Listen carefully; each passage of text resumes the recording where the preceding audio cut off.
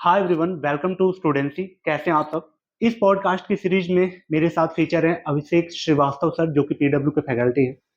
इसमें इनसे detail discuss करेंगे जो सर का 10 साल का एक्सपीरियंस है। 10 साल में यूपीएससी को जितने करीब से सर ने देखा है, चाहे वो यूपीएससी के बदलते ट्रेंड की बात हो, उसके एग्जाम पैटर्न की, उसके टेम्परामेंट की, या फिर एस्पिरेंट की बात हो, सारे उतार चढ़ाव जो देखें सर, उसका निचोड़ इस वीडियो में मैं आपको तक डिलीवर करने वाला हूँ। प्रीलिम्स, मेंस, इंटरव्यू या फिर ओवरऑल जो आपकी मोटिवेशन की बात है, सारी चीज इसमें कवर हो जाएगी।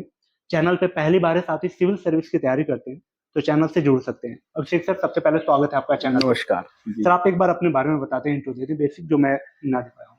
या विकास जी, तो जो है मैं बेसिकली एक मरीन इंजीनियर हूँ और अभी फिजिक्स वाला में कोर फैकल्टी हूँ। हिस्ट्री ऑफ कल्चर पढ़ाता हूँ जी। और उसके साथ मैं ऑथर भी हूँ फॉर यूपीएससी सीएससी। हिस्ट्री की मेरी बुक है ऑफ मॉडर्न इंडिया।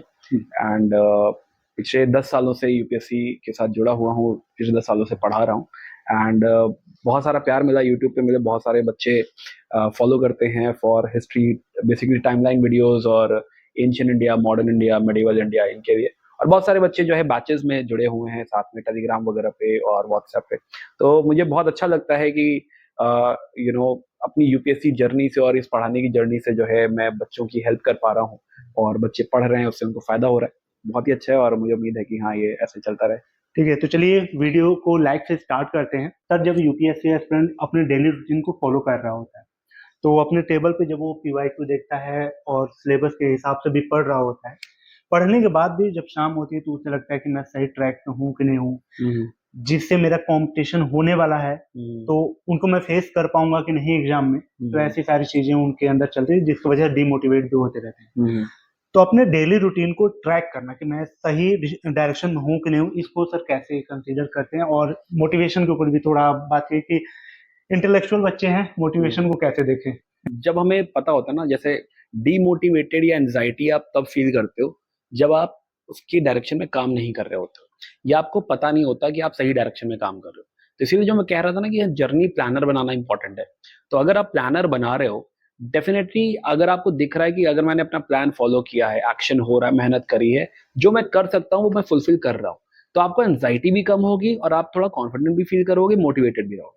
इसी मोटिवेशन के लिए जो है मेरा जो चैनल है, यूट्यूब चैनल है, राइट है ना, we put a lot of videos on that कि हाँ भाई, different different segment, different different aspects, कि हाँ किस तरह से आपको उन बातों में सोचना चाहिए। तो हम उसमें भी काफी काम करते हैं, जो भी इंपॉर्टेंट बातें सब है उसमें। खैर सर, ये क्वेश्चन मुझे नहीं पूछना चाहिए, लेकिन एज ए एस्पिरेंट मैं आपसे जानना चाहूंगा और कुछ बच्चों को हेल्प मिल जाएगी। अगर मैं ये जानना चाहूँ आपसे कि आपके इनिशियल मिस्टेक्स क्या रहे हैं, अगर कट टू कट मैं जानना चाहूँ कि मैंने आंसर राइटिंग सही नहीं किया, फिर मुझे रिसोर्स अच्छे नहीं पता थे, मैंने गलत ऑप्शनल चुन लिए, क्या रहे हैं। ओके, सो कुछ मिस्टेक्स अगर मैं जो है कहूँ, तो पहली मिस्टेक है कि नोट्स मेकिंग में मैंने बहुत गलती करी। नोट्स जो मैं बना रहा था वो बहुत बल्कि बना दी मैंने, पूरी पूरी किताबें लिखने लग गया, which is good for reading, लेकिन नोट्स रीडिंग के लिए नहीं बनाते, नोट्स रिवीजन के लिए बनाते हैं। जो नोट्स हम कई बार बनाने लगते हैं ना, तो पूरी पूरी किताब लिखने लगते हैं, which is a huge waste of time. Right, नहीं करना चाहिए। नोट्स इन दी एंड, जैसे आपने सुना होगा माइक्रो नोट्स का कॉन्सेप्ट, कि हाँ बहुत ही शॉर्ट नोट्स है, तो वो शॉर्ट नोट्स का कॉन्सेप्ट ठीक है कि जो भी लेट से 20 पन्ने में लिखा हुआ है वो आपने एक पन्ने में उतार दिया, या जैसे मैं टाइमलाइंस की बात करता हूँ कि आपने पूरा चैप्टर एक टाइमलाइन पे डाल दिया। That is something which is important, जिससे आप क्विकली रिवाइज कर सकें। वो देखने को बड़ा अच्छा लगता है कि हाँ पूरी पॉलिटी की 2 कॉपियां भर गई हैं, 3 कॉपियां भर गई हैं, बट वही टाइम मैं किसी और सब्जेक्ट में इन्वेस्ट कर सकता था। वही टाइम में शायद मैं एथिक्स में लगाता तो शायद ज्यादा अच्छा होता, ऑप्शन पे लगाता तो शायद जो है ज्यादा अच्छा होता। तो ये टाइम इन्वेस्टमेंट मुझे लगता है कि हाँ जो है मैंने जो नोट्स पे किया, दैट वाज द बिग। आपने जो माइक्रो नोट्स की बात की, ये तो वन रीडिंग में पॉसिबल नहीं है। नहीं, तो 2-3 रीडिंग करने के बाद ही मुझे माइक्रो नोट्स बनाना है। Exactly exactly. तो वन रीडिंग, पहली रीडिंग जब आप करते हो ना, तो सब्जेक्ट को खाली जानते हो। हाँ। Micro notes is more like a code, कि हाँ मैंने एक शब्द लिखा और उस शब्द की पूरी कहानी दिमाग में है।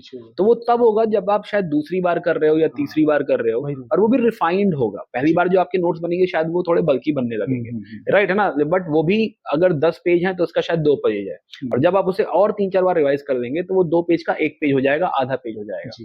तो that is something which is micro notes. तो मैं कहता हूँ कि हाँ वो मोर लाइक अ कोड है, कि हाँ मुझे एक एक शब्द, मुझे कहानी याद दिला रहा है, पूरा पूरा पैराग्राफ याद दिला रहा है। इट इज नॉट लाइक कि हाँ किसी टॉपर का मैं माइक्रो नोट्स पढ़ लूँ और मुझे समझ में आएगा, नहीं, वो कोडिंग उसने अपने लिए करी थी, it is very very personalize, वो उसी को समझ में आएगा जिसने बनाया था, तो it has to be personalize, आपको खुद बनाने पड़ेंगे, आपको टॉपर नोट कितने भी रुपए का कहाँ भी मिल जाए आपको हेल्प नहीं करेगा, वो किसी मतलब का। दूसरी मिस्टेक मुझे लगता है कि मेरा फोकस, राइट, कि जैसा कि मैंने कहा कि मैं एक क्लियर गोल लेके नहीं आया था कि मुझे यूपीएससी क्वालिफाई करना है। मेरे लिए था कि हाँ it was more like searching a job. तो यूपीएससी के साथ साथ मैंने आरबीआई ग्रेड बी की तैयारी करी थी, राइट, और भी एग्जाम्स मैंने दिए थे, एसएससी और बैंक में मैंने दिया था, राइट। तो कहीं ना कहीं जो है यू कैन से जो इनिशियल ड्राइव मिसिंग थी, वो मुझे मेरा टाइम कहीं ना कहीं लेके गई और मैं और एग्जाम्स भी देता रहा। रीजन जैसा कि इनिशियली जो है प्रॉब्लम थी कि पर्सनल इश्यूज थे और बहुत दरकार थी कि एक जॉब चाहिए, राइट। पहले मेंस के बाद with in 1 month I got married, तो उसके साथ रिस्पॉन्सिबिलिटीज भी आ गई थी, तो मैं 3 अटेम्प्ट से ज्यादा दे ही नहीं पाया। ये आप कह सकते हो कि फॉर्चुनेट था कि मेरे साथ में तैयारी कर रहे थे फ्रेंड्स, वो काफी स्टूडियस थे, अच्छा। और जो ओवरऑल गाइडेंस मिला वो काफी अच्छा था। तो दैट वाज द रीजन कि जो है फर्स्ट अटेम्प्ट में आई कुड क्वालिफाई प्रीलिम्स, अच्छा। और मुझे मेंस देने का मौका मिला, और मेंस देने के within 1 month I got married जी। और within 2 months I started teaching. अच्छा। तो जो है इतना फिर जो आपका फोकस था वो इतना ज्यादा डाइवर्ट हो गया कि कहीं ना कहीं यूपीएससी थोड़ा पीछे रह गया। तो मैं उसके साथ तैयारी करता तो रहा, क्योंकि जो है एक हो गया था कि नहीं it's very good opportunity, right, है ना, डेफिनेटली क्रैक करना है, तो वो था। लेकिन साथ में साथ जो है बहुत डाइवर्जन आ गए, और मैं मतलब अब एक्सक्यूज ही है ये कि हाँ मैं नहीं कर पाया, and I finally decided after 3 attempts की 10 जगह हाथ पांव मारने से अच्छा एक जगह ठीक से फोकस करो, राइट, है ना, इधर ही कुछ करो जो है, क्योंकि इसके साथ साथ मैं बाकी चीजों को टाइम नहीं दे पा रहा था, राइट। जितना टाइम यूपीएससी की तैयारी के लिए चाहिए ये तो समझ में आ गया था कि उतना तो मैं नहीं दे पा रहा हूँ, उतना जितना इन्वेस्टमेंट चाहिए, टाइम का इन्वेस्टमेंट, मेहनत का इन्वेस्टमेंट, उतना तो मैं नहीं कर पा रहा हूँ। तो इट इज बेटर कि मैं कुछ और करके जो है आगे बढ़ूं। ओके।